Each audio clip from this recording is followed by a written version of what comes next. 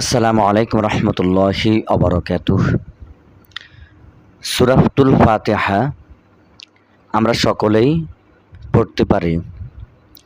আর সূরাতুল ফাতিহা ছাড়া কোনো নামাজেই হয় না। এই জন্য আমরা সকলেই, ছোট বড়, নারী পুরুষ সকলেই আমরা সূরাতুল ফাতিহা জানি। এই সূরাতুল ফাতিহার বহু ফজিলত রয়েছে। তার মধ্যে সূরাতুল ফাতিহার একটি ফজিলত আপনাদের সামনে আলোচনা করব। সেই ফজিলত হলো, কোনো ব্যক্তি যদি অসুস্থ হয়ে থাকে, বিভিন্ন রোগ ব্যাধি তার শরীরের মধ্যে বাসা বেঁধে থাকে,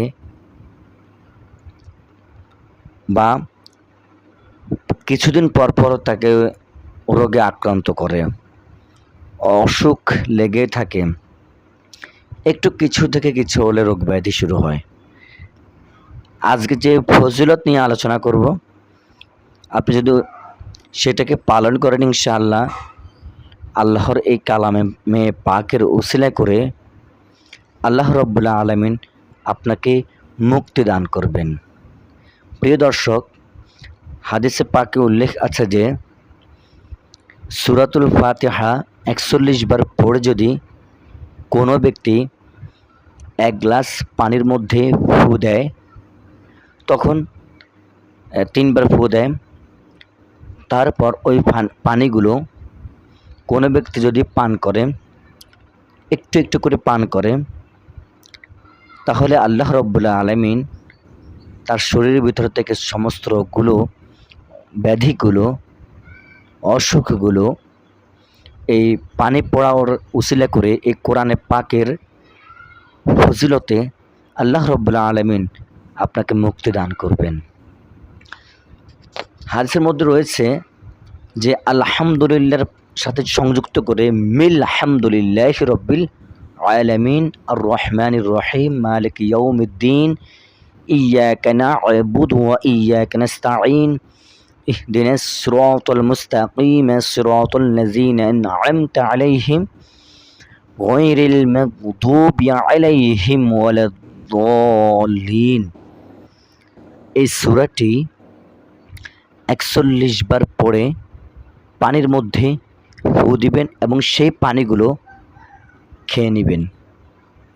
ইনশাআল্লাহ যদি কোনো ব্যক্তি ৪১ দিন এই পানিগুলো খায়, পানিগুলো পান করে, আল্লাহ রাব্বুল আলামিন এই কোরআনে পাকের উসিলা করে আল্লাহ আপনাকে যত বড় কঠিন রোগ হোক না কেন, ইনশাআল্লাহুল আজিজ আল্লাহ রাব্বুল আলামিন আল্লাহর অশেষ রহমতে এই কোরআনের গুণে আপনার সেই রোগগুলো ভালো করে দিবেন, সেই রোগ থেকে আপনাকে মুক্তি দান করবেন। প্রিয় দর্শক, এজন্য আসুন আমরা এই আমলটা করি।